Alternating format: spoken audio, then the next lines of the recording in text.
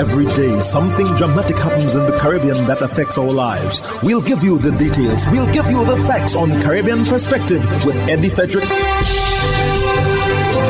Host Eddie Frederick. Welcome to Caribbean Perspective. So glad you can join us. The story that takes the lead in today's edition for Tuesday, 25th June 2024, and brought to you in association with our friends at Antillean Group. Guyana's president denies being compromised on account of his relationship with the Mohameds. Details after this important message. Believe in our strength, we'll stand by you. Protection from all, perils big and small. Reassurance we give, it's so clear to see. Peace of mind, that's our service guarantee. We look after all our family. Yes, we do at every opportunity. Antillean Group, underwriters of all classes of insurance solutions for your protection and investment. Live well financially.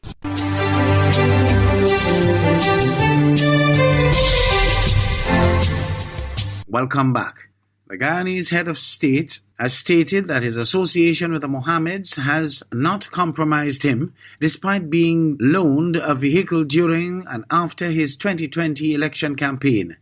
Travis Chase of HGP Nightly News provides more details on this statement. President Irfan Ali was asked on Thursday to explain his coziness with the Mohameds family, who was recently sanctioned by the United States.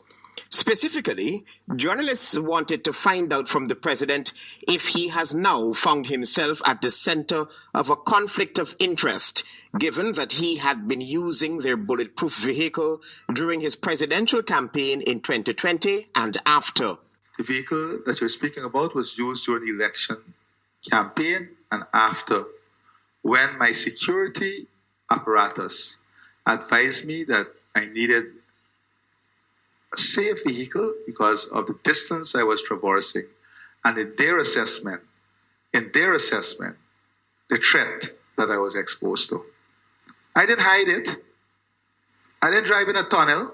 President Ali shrugged off the idea of a possible conflict of interest. I'm not compromised or would not be compromised in any way, shape, or form. Not me. Historically, according to the president, he shared a close relationship with the Mohameds family. I know the Mohameds.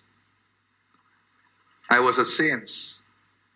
We went on Fridays. There was a mosque at the top of the building. That's where all the guys from Saints went on Fridays. This is from a religious perspective. So I'm not going to deny that I don't know. Every single leader knows the Mohammed. The head of state insisted that there is no quid pro quo. The rule of law is the rule of law. And the rule of law must apply equally for every citizen. No one is above the law. And that is all I want. I want the rule of law to work. Meanwhile, in the same breath, the president said, considering the sanctions, local banks, the Guyana Revenue Authority, and the Guyana Gold Board have ceased doing business with the Mohameds. Also, Mr. Nazar Mohamed has since resigned as an elected representative of the People's Progressive Party on the Eccles-Ramsburg Neighborhood Democratic Council.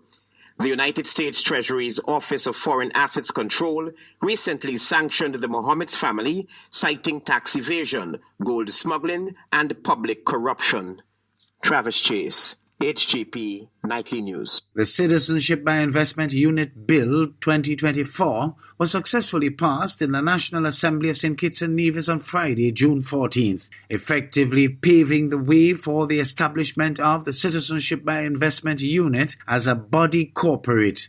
Glenn Bart of SKN Newsline reports. Prime Minister Dr. Terence Drew said the various legislative changes in the Citizenship by Investment program are about ensuring its sustainability as part of a diversified economy. Speaking at a recent sitting of the National Assembly, the Prime Minister said the due diligence structure is strong and will be enhanced with further developments in the program. It is also understood that the revamped and rebranded CBI program for St. Kitts and Nevis will be rolled out at a July CBI Investment Summit hosted in the country. You have to go through a number of loops in order for you to be declared having a clean due diligence report, Madam Speaker, that we're not compromising on. And we're even strengthening it by adding an international security agent or unit that will deal with continued due diligence and monitoring to engender further confidence in our international partners that we are serious about security. It is all of our duty in St. Kitts and Nevis to protect this program, Madam Speaker. It is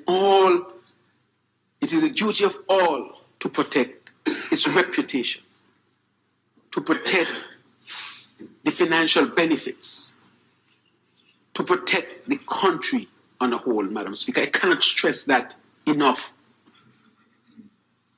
And with all that has been happening around this program, let it be clear that our strategic approach has always been to make this program strong and to set it on the principles of good governance. We are not reacting to anything, Madam Speaker. This bill was read for the first time in this honorable House before all of this that is happening presently. So we are not reacting to anything. This was laid and it's following the strategic path up to the point where we'll have our investment summit, where at that summit we want to, of course, reveal the revamped program, which is very, very soon, Madam Speaker. That is a strategic plan that we have. Dr. Drew and several other prime ministers of CBI industry countries in the OECS met today, 19th June, in Dominica to continue working on details of the harmonization agreement that addresses several concerns of countries in the European Union. Glenn Bart reporting for SK Newsline.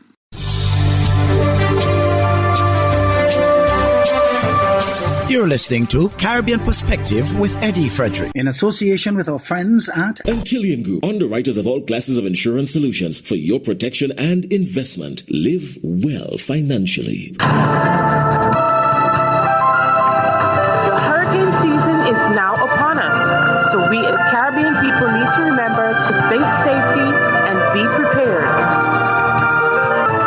Avoid venturing outside during a storm or hurricane, especially if there are strong winds.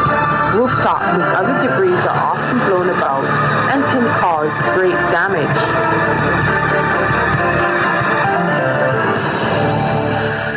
St. Lucia's Director of Public Prosecutions, Dasrian Green, is lodging a defamation report against YouTuber Countryman. Green, who says false and malicious accusations have damaged his reputation, is the latest target of anonymous social media influencer. Solange Alfred of HTS News Force filed this report. I've never been maligned like this in my entire life. To say that I'm a cocaine sniffer, a chain smoker, a test on me would result in nothing being found, not even alcohol. Caught in the crosshairs of a YouTuber known as Countryman, Director of Public Prosecutions Dasrian Green has expressed outrage over accusations leveled against him by the anonymous figure behind the YouTube page. Implicated? Defamed. Defamed your character quite a bit, and said the stuff about. You believe? Maybe you believe it. I don't believe it. Okay, That's why I'm asking right. you. That's why Clearly, but that is untrue. If I could have taken a test live to indicate I would debunk this ridiculous. I would call it stupidity at the end of the day, right? The allegations, and I'm saying this is the best you can do to try to defame a man who has never had this sort of reputation before. Come on. Green says he has started the process in seeking legal recourse. For somebody to try to defame me in that regard, I will not entertain and allow it to continue. I've made my report, and I hope that the persons that he has defamed in that way also make the appropriate reports in this matter. Green is the second individual to publicly denounce Countryman's YouTube content as false and malicious. The mysterious figure hiding behind the username Countryman speaks in a Jamaican accent and delves into the underbelly of St. Lucia as he dissects numerous homicides on the island and highlights alleged misdeeds of high-ranking St. Lucian officials. But Countryman has been accused of muddying the waters, making unfounded statements, and jeopardizing the lives of people. Damaging or attempting so to damage the reputations of good persons in the community. And it's a joke to you. Don't forget to like and subscribe. What is his role to St. Lucia if he is not a St. Lucian? And there are many more matters of public concern, I would think, per capita in Jamaica, if that is where he's from. I mean, this is what I was speaking about. We need to ensure that these things don't happen. Green says he has made a formal report to the police and filed a defamation report against YouTuber Countryman. Solange Alfred, HTS News Force. The Law Association of Trinidad and Tobago is reminding that it not only reviewed the process for awarding silk, but drafted an entire report in 2015 detailing how it should be amended. However, it says despite their attempts to advocate successive attorneys generals, including Faris Al-Rawi, who was awarded Monday, to no avail. The association says transparency suggests the system be amended sooner rather than later. Soini Gray of CNC3 News reports. I haven't given it deep consideration recently. Thank you very much. Since the Prime Minister let the cat out the bag in Parliament last Friday, many others have been giving the process for awarding silk a lot of thought. So we sought the views of some of the members as they arrived for today's parliamentary session. I think it's too glaring when the political directorate can decide who gets silk.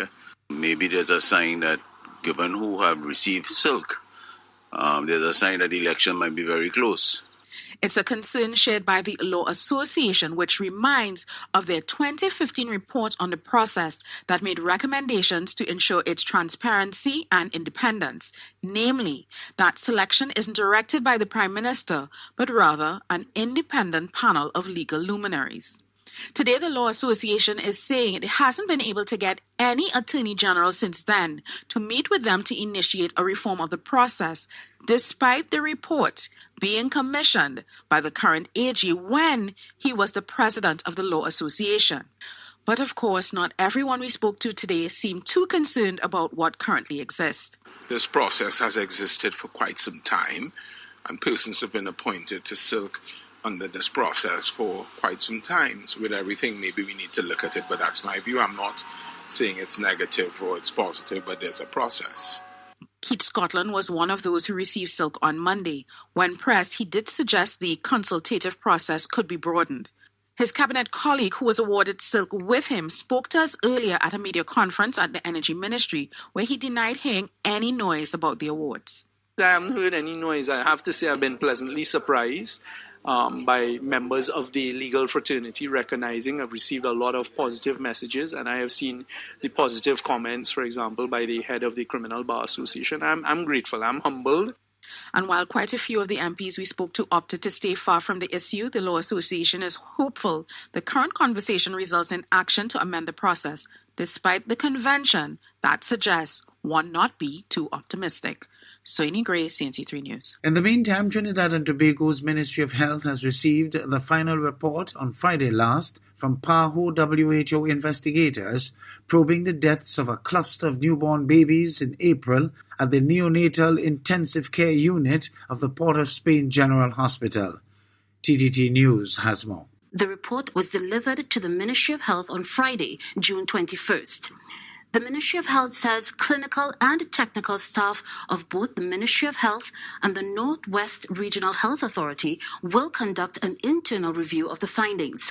Following the completion of the internal review, the entire report submitted will be made public.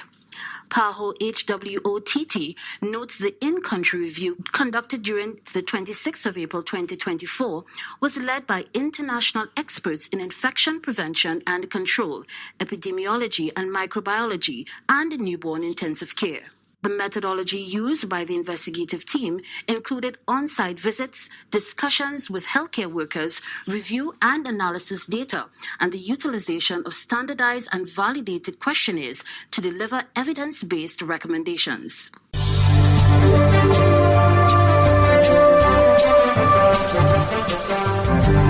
I am Eddie Frederick. This has been Caribbean Perspective, a whole new approach to highlighting developments in the Caribbean. In the meantime, please follow us on Facebook and subscribe to our YouTube channel for daily regional news and more, in association with our friends at Antillian Group.